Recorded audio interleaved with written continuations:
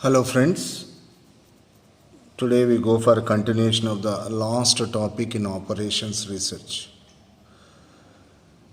In the last class, we discussed how to solve the given LPP by using dual method. Don't confuse dual simplex. One more method is there that is not in your syllabus. Here we are discussing about only duality. How do you define a duality? Duality is nothing but every linear programming problem is associated with one more linear programming problem. The given problem is called primal form and one more form is called as dual form. In the last class, you all understood how to convert the given LPP, that is a primal form, into a one more form. You call that one as the dual form. So before converting the given LPP into a dual form, the LPP should follow two rules. Rules for duality I have given. What is the rule 1 says you? If the objective function is in maximization, all constraints should be less than or equal to. If the objective function is in minimization, all constraints should be of greater than or equal to. Isn't it? Now here, how to solve the given problem into its dual form you know very well. Now we are not creating two simplex tables. We just having the simplex table for dual form, and that form we are solving, and from that simplex table only we are reading answers for the two forms. One is primal and as well as the dual form. You understand very well how to read that. But here you have to understand that the duality is actually having a purpose. You call that one as an economic interpretation of the duality or dual problems. We discuss that one today only after discussing this very important concept which is visible on the computer screen. What you call that relationship between primal and dual. Okay, it's a very important theorem you may expect in the examination. So what is that relationship? It's a statement. What is that? Dual of a dual is primal. What do you mean by that? If you write the dual of any primal, again for the dual form, if you write the one more dual form, then what happens? That last form, that is that last dual form, is exactly going to be the first form. What is the first form? Primal form. What do you call this one as the dual of a dual is primal. So generally you can understand this mathematical statement as like this. If A is friend to B and B is friend to C, then what happens? That C also becomes friend to A. Same fashion here also. Dual of a dual is primal. How to prove that? So all of you look at here various steps I have provided. Okay. Now here, see here the first mathematical form I am giving. So all of you check here. Okay. So first here, let us see that first step. What is that step? So solution is the given standard primal form of the LPP is like this. You know what is a standard primal form? Okay. Of LPP. So here all right hand sides are B1, B2, Bm. I already once shown you how to write. What are the conditions? All less than or equal to. Don't assume the standard LPP form. The standard LPP form means is equal to will be there. The standard primal form means what? The rule 1, rule 2. So what is the standard primal form? Always objective function should be maximization, condition should be less than or equal to. So this is in the standard primal form. I wrote this form in the mathematical way. So let this entire equations as what to call 1, or as mathematically you call this one as the system of relations. One is objective function, few constraints are there, one more is non-negativity restriction. What is xi greater than or equal to 0, x1, x2, x3 dash dash all greater than or equal to 0. Now you know very well for this one, if you write the dual, how to write the dual for this? So in the dual form, the max is going to be min. Next we get that form, and the ZP becomes ZT, and all these RHS values becomes what we call the coefficients of the objective function, and all the C1, C2, that is coefficients of the objective, comes to or replaces to this part RHS values. Okay, and this less than or equal to conditions are going to be greater than or equal to, and all these rows we are considering column wise, A11, A21, AM1, all are x1s, so there is no missing, hence this becomes A11 y1, because in the dual form we change the notations, A21 y2 plus AM1 yn, so like that greater than or equal to C1. So let us check that form. So that is going to be the system of what we call the second one. See that next. So dual of the above form. Same form I am rewriting. Only thing is I have changed the notations. Okay. And I applied the rules for duality. The objective function should be min, yes. D stands for duality. I have changed what you called the decision variables. Above x1, x2 used to be there. Here y1, y2 dash dash ym. There the b1, v2 right hand side values became v1, v2 as here what you called the objective function coefficients. Now you observe carefully. So what is the non-negativity restriction? There above in the first system of equations, xi is greater than or equal to 0, and now here becomes what we call yi is greater than or equal to 0. Getting my point? Now, it's very easy to understand step 1 and step 2. Now be careful while understanding step 3, that is system of equations number 3. And from here you have to assume that this is the only given form to you. So how do you write the given form into a primal form?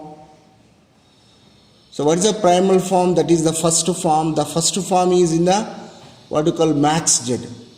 Then how do you get here this form as a max z and all constraints of system equation 1 as less than or equal, here greater than or equal to is there. How to convert that without changing any kind of mathematical operations?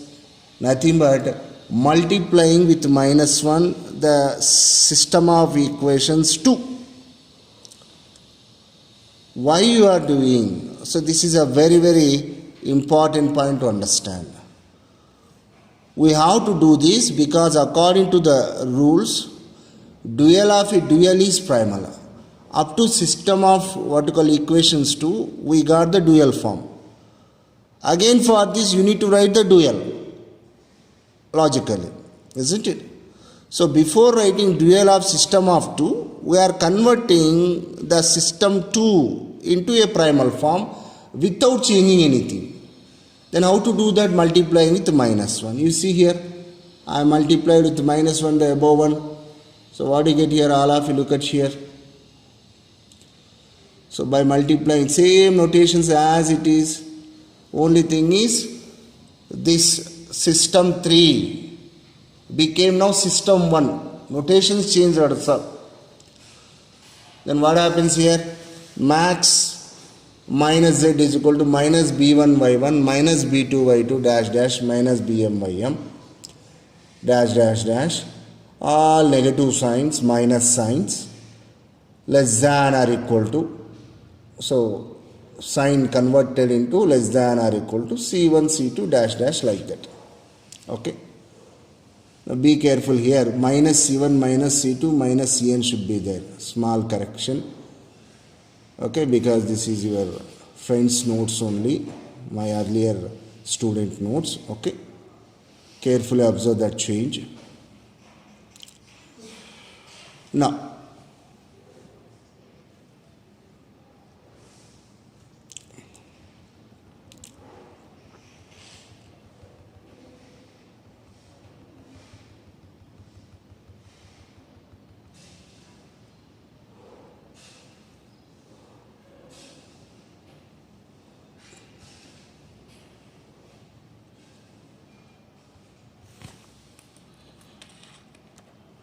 so by multiplying minus 1, the system to equations become like this.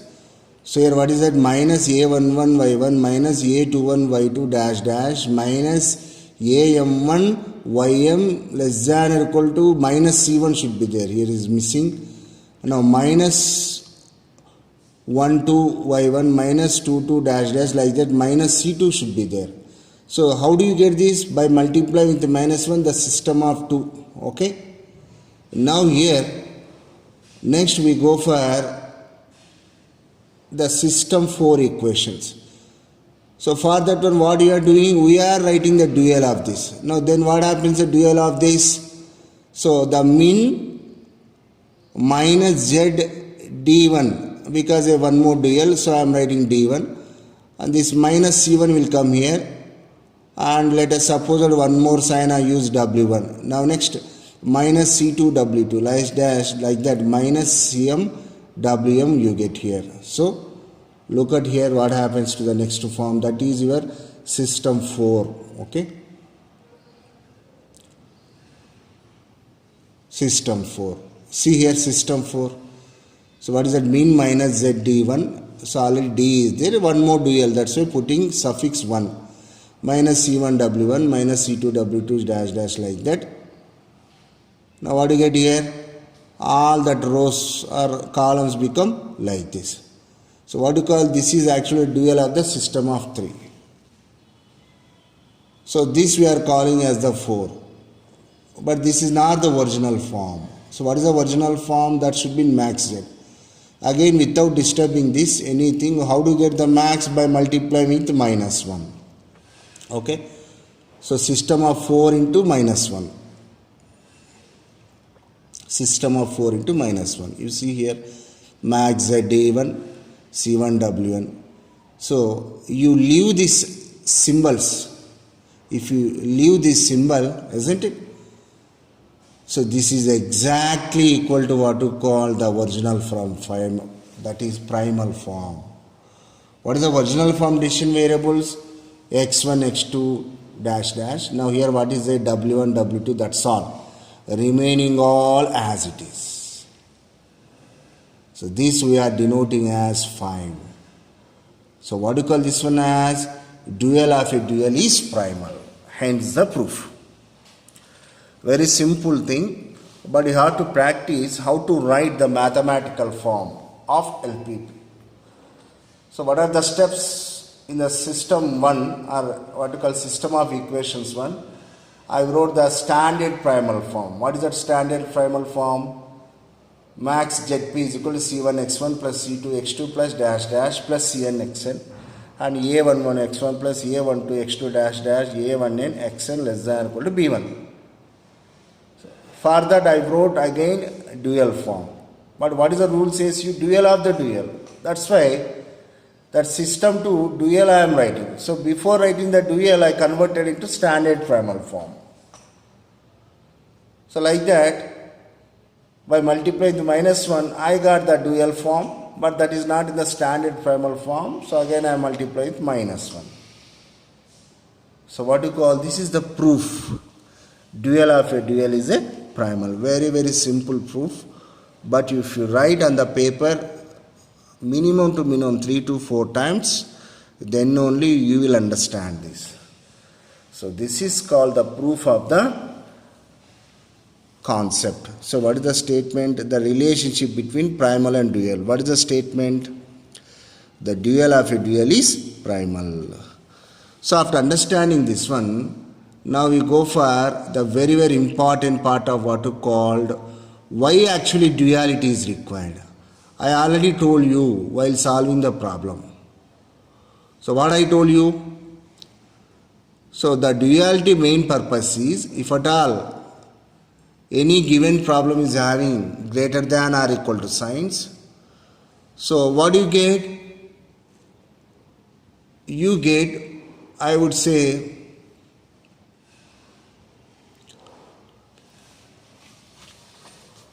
artificial variables and as well as the surplus variables.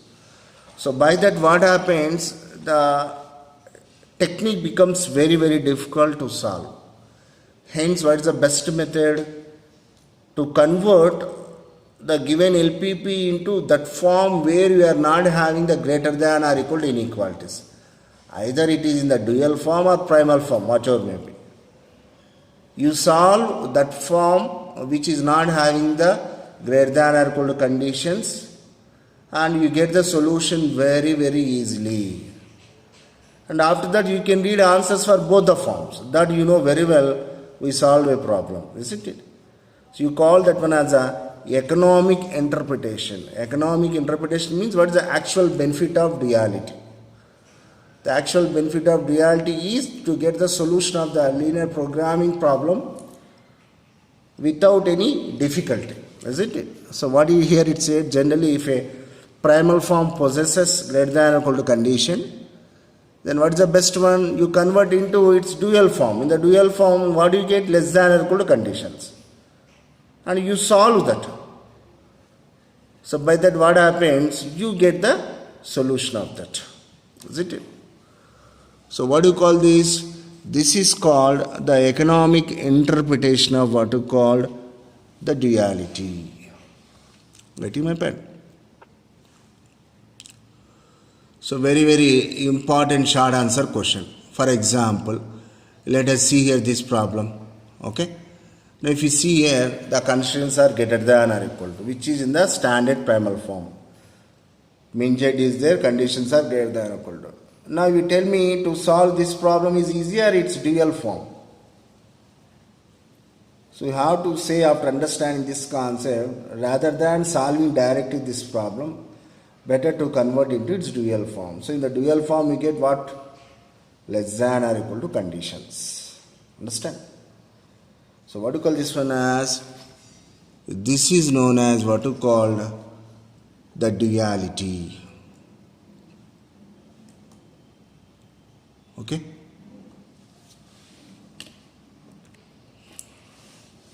Now we go for the last topic in your unit 2, which is nothing but the sensitivity analysis.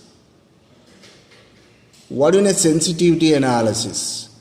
Sensitivity analysis is nothing but how sensitive the linear programming problem by changing few conditions. Isn't it?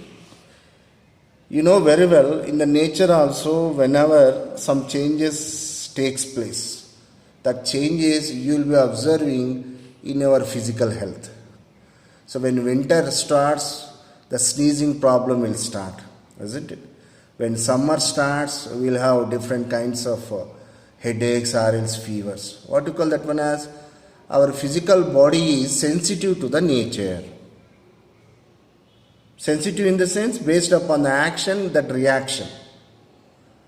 So as you know very well, in the coming months we are going to experience winter. According to that, you have to be very very careful. We have to put our physical condition warmth by wearing sweaters, mufflers, all those things. Because our physical body is going to be sensitive to the outside environment. Same in the linear programming problem also. If any changes takes place in that linear programming problem, that change will be there in the final solution. to understand those changes before itself is called as the sensitivity analysis. You know very well, in any linear programming problem, three parts would be there. One is called objective function. So how many types? Either maximization or minimization. The second one is called the constraints part, less than or equal to type, or greater than or equal to type, or equal to type. The third one is the non-negativity restrictions. Non-negativity restrictions are fixed one, you need not to change. But sometimes the objective function and as well as the constraints part will change.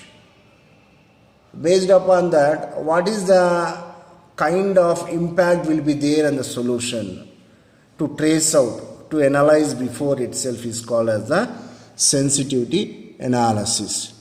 You observe here, this is an example, okay.